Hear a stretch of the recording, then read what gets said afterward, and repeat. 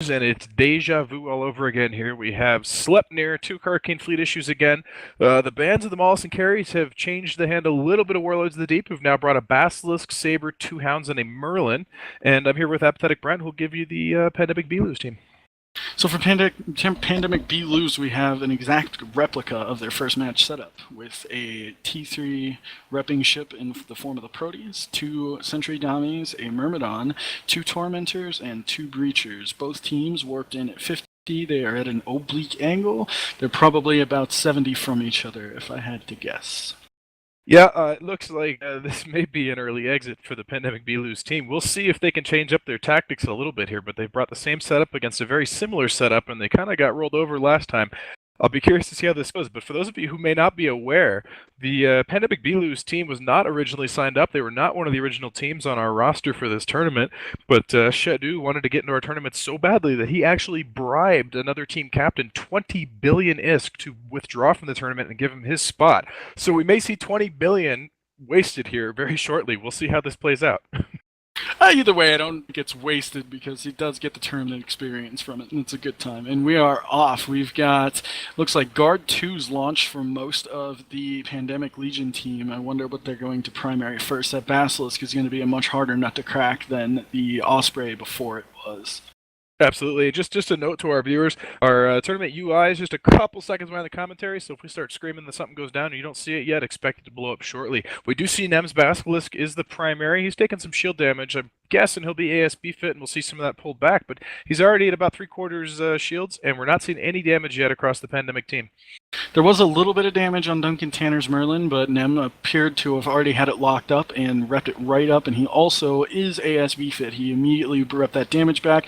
Pandemic Beloos is taking damage on their Myrmidon while switching primaries to Rockamar and the Hurricane Fleet issue, which is getting repped up quite handily by the Basilisk.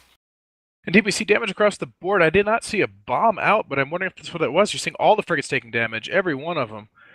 Yeah, the bomb definitely went off there.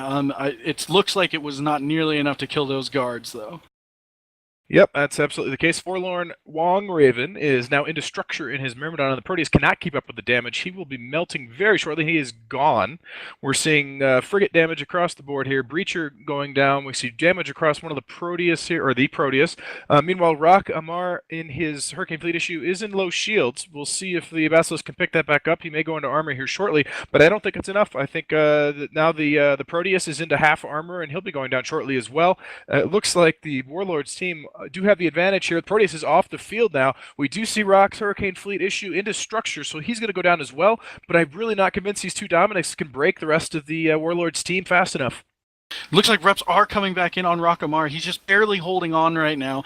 There's damage going on to Tarnag in the Dominics. He does not look to be long for this world. Also damage going on to Arcane Angel in the Tormentor. Rock is still holding on, but he's going to go down any second now. Indeed, we see jam effects across the field here, so when Rock drops, it'll be more jammers that they can spread across the damaged ships, and that may actually mitigate more DPS than just the one Hurricane. We do see a Tormentor go down along with Rock's Hurricane Fleet issue. It is off the field, while Saber immediately put to half armor for Kadesh Priestess and off the field very quickly. Meanwhile, Tarnag's Dominix is into structure. He will be going down very shortly. Nem's Basilisk just absolutely into low shields. His ASB is pulling back, but I think they're going to be able to break it if the Dami doesn't go down first. We'll see here if those ECN... Nope, the Dami is off the field. I think that's going to be it for the Pandemic Beloos team.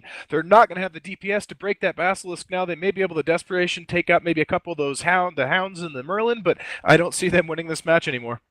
Yeah, that turning point came real quick and hard, but that Proteus dropping so quickly just did not fare well for them. I wonder if us changing the rules to single energy transfer per ship had a big effect on how much that Proteus is able to tank.